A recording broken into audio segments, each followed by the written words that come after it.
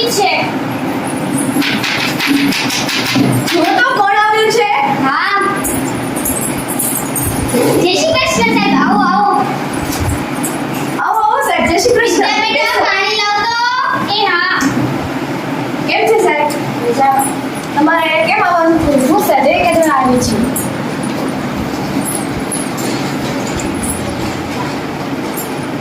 તમારા ઘરે 5 વર્ષનું બાળક હોય તો કહો.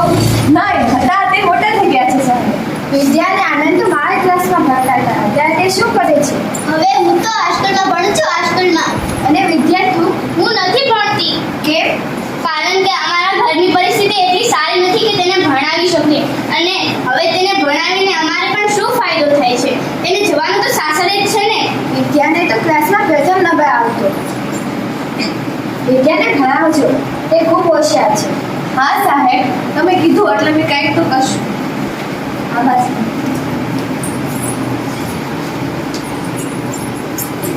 મમ્મી પપ્પા, હું તમને વાડીમાં પણ મદદ કરાવીશ, ઘરકામમાં પણ મદદ કરાવીશ. અને જ્યારે ટાઈમ મળશે ત્યારે હું મારું ભણવાનું કરીશ, પણ મને શાળાએ જવા દો.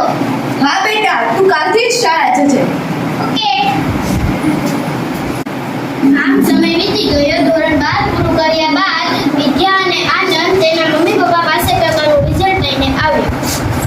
મમ્મી પપ્પા, શું થયું બેટા? અમારું રિઝલ્ટ આવી ગયું છે. આનંદ બેટા, તારે કેટલા ટકા આવ્યા છે? દેખાડ તો. મમ્મી પપ્પા, મારે 65% આવ્યા છે. એ જુઓ આનંદને 65% આવ્યા છે.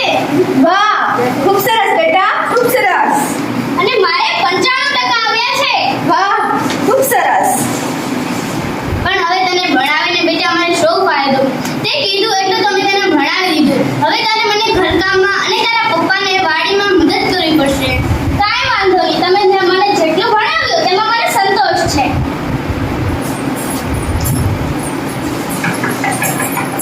જુઓ તો કોણ આવ્યું છે? હા. એ આવો જય શ્રી કૃષ્ણ. આવો, કોણ છે? એ તમારા નાના ભાઈ આવ્યા છે. જય શ્રી કૃષ્ણ ભાઈ. કેમ છે? મજામાં ને? બેસો બેસો. અરે ભાઈ, ચાચુ કોણ આવ્યું છે? જરા જોઈએ. અરે કાકા આવ્યા છે. કાકા ક્યારે આવ્યા? બસ હમણાં આવ્યો છું. સારું, બેસો, હું પાણી લઈને આવું. જુઓ ભાઈ, આપણી વિદ્યાનો ફોટો છાપવામાં આવ્યો છે.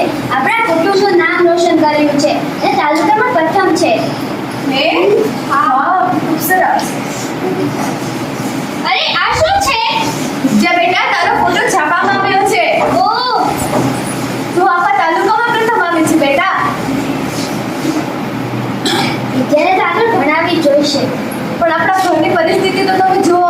આનંદ અને વિદ્યાનો બંનેનો ખર્ચો કેમ પૂરો થશે? બેટા, સરકાર દ્વારા સહાય મળશે અને વિદ્યા તો આપણી હોશિયાર જ છે.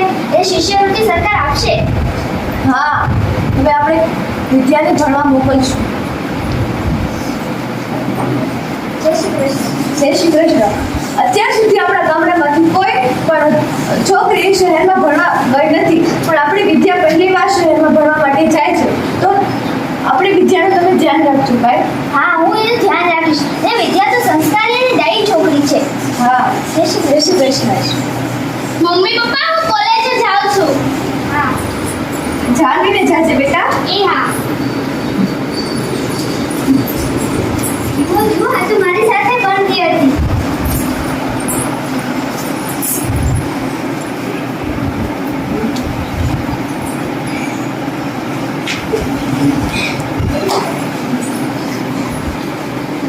વાહ, ખૂબ સરસ મારી મારી દીકરી. મને તારા પર ખૂબ ગર્વ છે.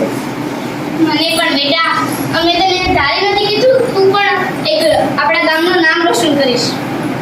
તમે જોયું ને કે વિદ્યા, આપણને કોઈને ખબર નથી કે વિદ્યા આટલી મોટી ડોક્ટર બનશે અને આપણા ગામને લોકોને આપણી સહાય કરશે. મારે પણ વિદ્યાને ભણાવવાનો વિચાર ન હતો, છતાં પણ મેં વિદ્યાને ભણાવી અને વિદ્યા આજે ડોક્ટર બની ગઈ છે. એટલે તમે પણ